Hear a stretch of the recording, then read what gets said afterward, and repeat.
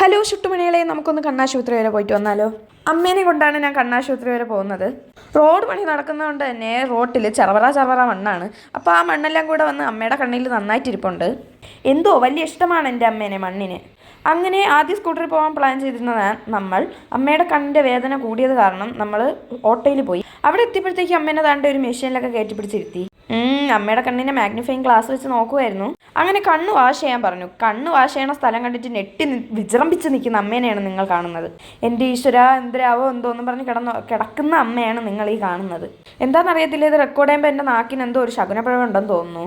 കണ്ടില്ലേ ഗൈസ്, ഇങ്ങനെയാണ് കണ്ണ് വൃത്തിയാക്കുന്നത്. അതിനുശേഷം കണ്ണിൽ കുറച്ച് മരുന്നൊക്കെ ഒഴിച്ചിട്ട് ഇത് വെച്ച് ഒട്ടിച്ചു വെച്ചു കണ്ണ്. സത്യം പറഞ്ഞാൽ റോട്ടിലുള്ള ചപ്പും ചവറും ഒന്നും വീഴാതിരിക്കാൻ കണ്ണിൽ സീലിട്ട് വെച്ചതാണ്. അങ്ങനെ കണ്ണെല്ലാം ഒട്ടിച്ച് കഴിഞ്ഞിട്ട് നമ്മൾ ഇറങ്ങി.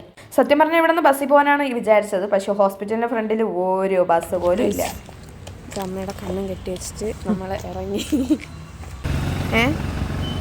വീണ്ടും തട്ടാൻ തുടങ്ങി കണ്ണ്. എനിക്ക് ഫിലിപ്പിന്റെ ഇതാണ് തിരുവനന്തപുരം കണ്ണാശുപത്രി. കണ്ണമൂലയേറ്റ് വരും. കറക്റ്റ് സ്ഥലമൊന്നും പറയാൻ എനിക്ക് അറിഞ്ഞൂടാ. അങ്ങനെ നമ്മൾ വണ്ടി വെച്ചിരുന്ന ഇടത്ത് ഇറങ്ങി. എന്നിട്ട് അവിടെ നിന്ന് വണ്ടി കയറി. പിന്നെ ഓട്ടിക്കാൻ അമ്മ മാത്രമേ ഉള്ളൂ. അതുകൊണ്ട് തന്നെ അമ്മ തന്നെയാണ് ഓട്ടിച്ചത്. എനിക്ക് ഓട്ടിക്കാൻ പറ്റൂല. എനിക്ക് എന്തായാലും 16 വയസ്സേ ഉള്ളൂ. പിന്നെ കൂടെ സഹായിക്കാൻ ബന്ധുക്കാരും കുടുംബക്കാരും ഒന്നും ഇല്ലാത്തവരുടെ അവസ്ഥ ഇതൊക്കെ തന്നെയാണ്. അപ്പോൾ ഇത്രയുള്ള ഇന്നത്തെ വ്ളോഗ്. ടാറ്റാ ബൈ ബൈ ഉമ്മ.